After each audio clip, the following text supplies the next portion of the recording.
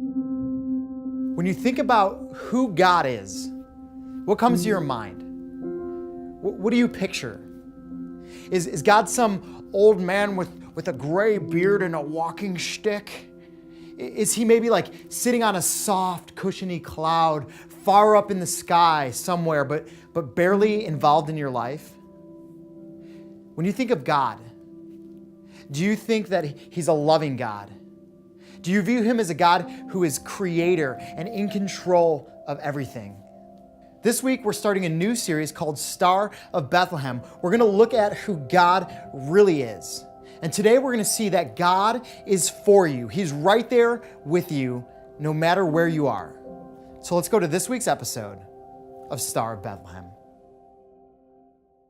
Welcome to Bethlehem, Texas. You've come at the right time. In fact, it's the most exciting time of the year here in Bethlehem. That's because it's almost Christmas. You probably noticed we share our name with the place where Christmas began. Every year, people come from miles around to hear us tell the story of that other Bethlehem, the more famous Bethlehem. And every year, it goes off without a hitch, except for that year. The year of what some still call the Great Christmas Disaster. The year it seemed our story, the great story of that very first Christmas, might not get told at all. What happened? And now I'm getting a little ahead of myself. Why don't I start where all the best stories do? At the beginning.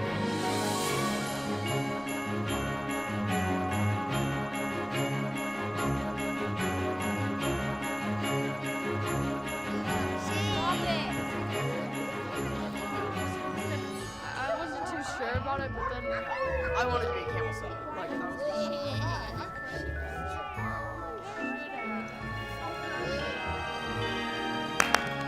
Attention, everyone! Are these the Christmas decorations you wanted, Miss Frost? John Jr., stop chasing Ashley. You are a chicken. Find your nest and sit. Ashley, darling, fix your halo. Mary, where's my Mary? Great, we've lost our Mary. Joseph, anyone seen Joseph? Ah, good, Gabe is here. We have our Joseph. Everybody, get where you can see me and hear me. Olivia, would you be a dear? Go find Noelle. Tell her to hurry up. We can't start without our Mary. Sure, Miss Frost. Ashley, darling, let me help you. Oh, I didn't see you, sorry.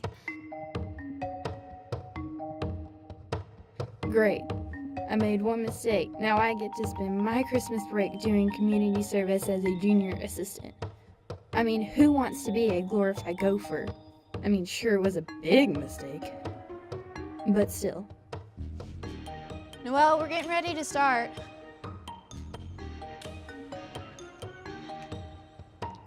Noelle? Okay.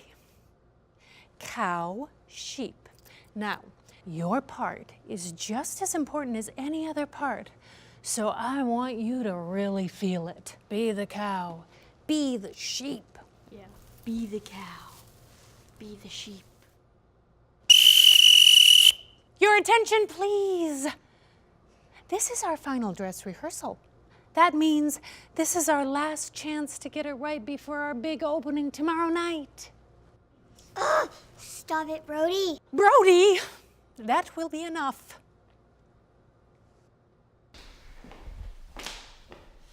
Well, are you in here? Noelle? So, are you ready to give it your all? Yes, Mrs. Frost. Brody? Yes, Miss Frost. Okay. Everyone in their places? Let the dress rehearsal begin. Are you ready? Yeah, I guess so. Listen, Gabe, I know you have a lot on your mind with the play, but I was wondering if you could keep an eye out for me backstage. Thank you, Gabe. You are such a steady, dependable boy. Mr. Nickel, our storyteller. Mrs. Frost, Looks like you have a great cast of kids this year. Oh, we do. We really do. Especially our Mary. Noelle Green is playing her this year, and she really is perfect for it. You're going to love her. Well, you know how to pick them. Guess I better get to my spot. Aha, there you are. Is Noelle ready? About that. Noelle isn't here. Well, of course she's here. She's our Mary. I looked everywhere, Miss Frost. I'm telling you, she's not here. It's Noelle. Hello, Noelle, honey, where are you? Oh, hello, Mrs. Green. Oh, I'm so sorry to hear that. Are you sure? You know, sometimes these things pass quickly. The flu. Yes, I've heard that's going around. Well, you tell Noelle that we'll be praying she gets well. Oh, no, don't you worry. We'll be just fine here. Thank you. Goodbye, Mrs. Green. So, Noelle, Has the flu. isn't there some kind of, I don't know, backup plan? Her understudy, Jenna, who also has the flu. This can't be happening. Olivia, dear, you could play Mary. Hey, I know. Let's look at the cast list. There's probably an angel or a sheep who could fill in. The others already have their parts. Olivia, please, it has to be you. It can't be me. I've messed up. I figure God's got to be pretty mad at me right now. So I can't play the mother of God's son. You'll be fine. We'll have to do something about that hair, though. But to do my community service, I'm supposed to be your junior assistant. Olivia, the best way that you can assist me right now is by playing the part of Mary. Without her, we don't have a show. Will you do it?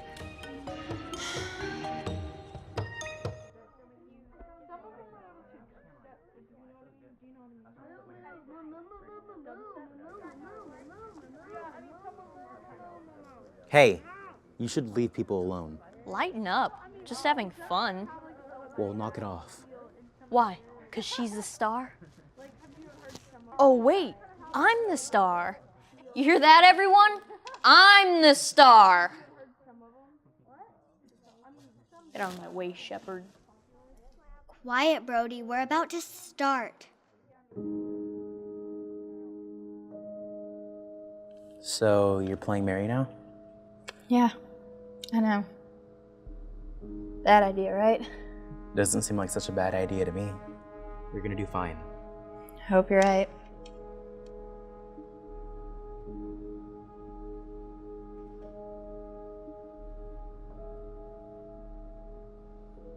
Okay, God. I know we don't talk much, but I just want to say, I don't know how this happened. I mean, every little girl in this town grows up hoping to play Mary. I'm such a mess right now. So out of everyone, I don't know how it ended up being me. And well, I'm sorry about that. But I'll try really hard to get this right. How am I gonna do this? I could single-handedly ruin this entire town's Christmas tradition. God, please help me. Nice, Olivia. Asking God for help, like he's even gonna hear you. Is everyone in their places? Okay, let the dress rehearsal begin. Storyteller, take it away.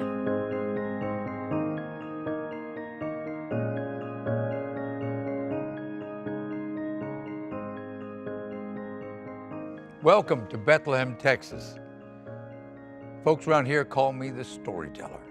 And there's one story I like to tell more than any other. Now, I know what you're thinking. You're thinking our story begins long ago in that town that shares our name.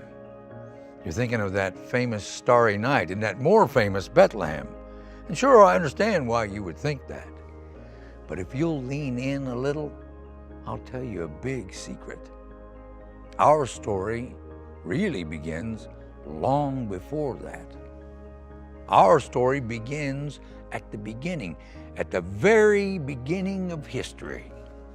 You see, God always had a plan to fix our broken relationship with Him. And He didn't keep His plan a secret either. He talked about it from the very beginning.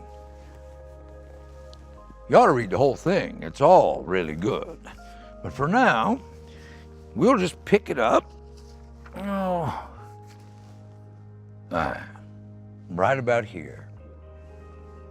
Long ago, in a town called Nazareth, there lived a girl named Mary. Mary was happy when she was finally old enough to get married. She became engaged to a man named Joseph. One day, an angel appeared and told Mary she was one of God's favorite people. The angel said God had chosen Mary to have a very special baby. The baby would be God's son. Me? God's favorite? That's not possible. This is a big mistake.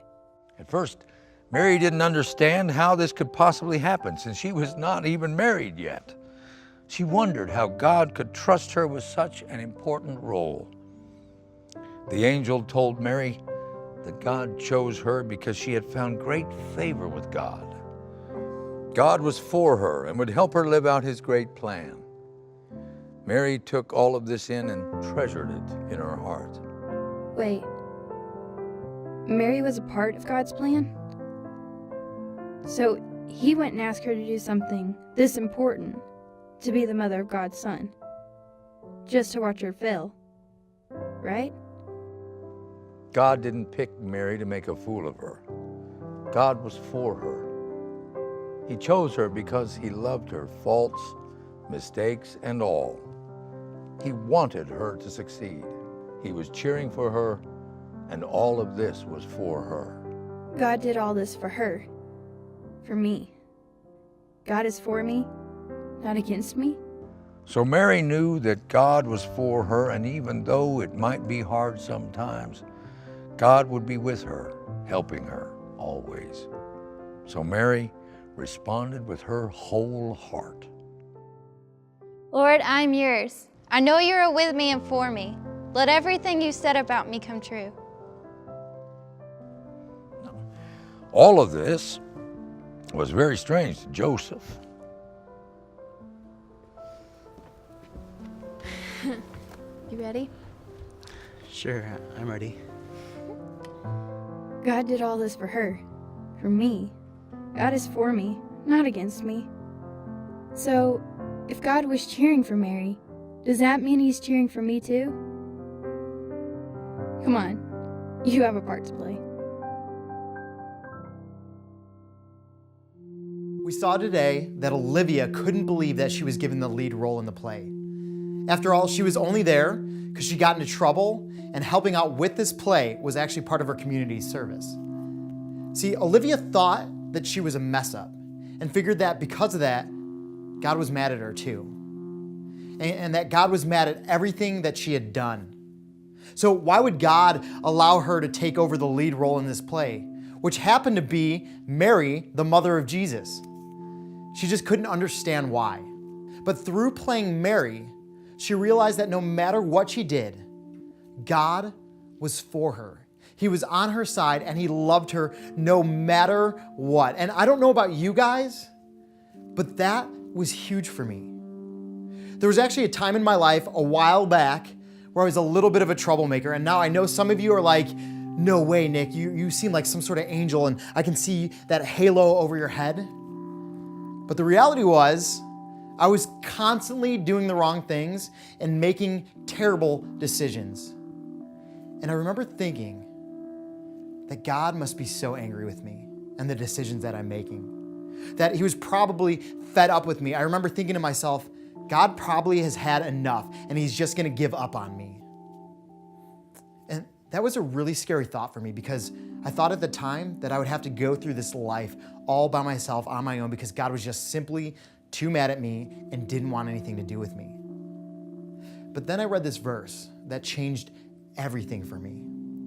It says in Numbers 14:18, the Lord is slow to anger and filled with unfailing love, forgiving every kind of sin and rebellion. You see, guys, God isn't some angry, wrathful God who's just waiting for you to mess up and looking down on you and going, striking you with lightning just because you made a mistake.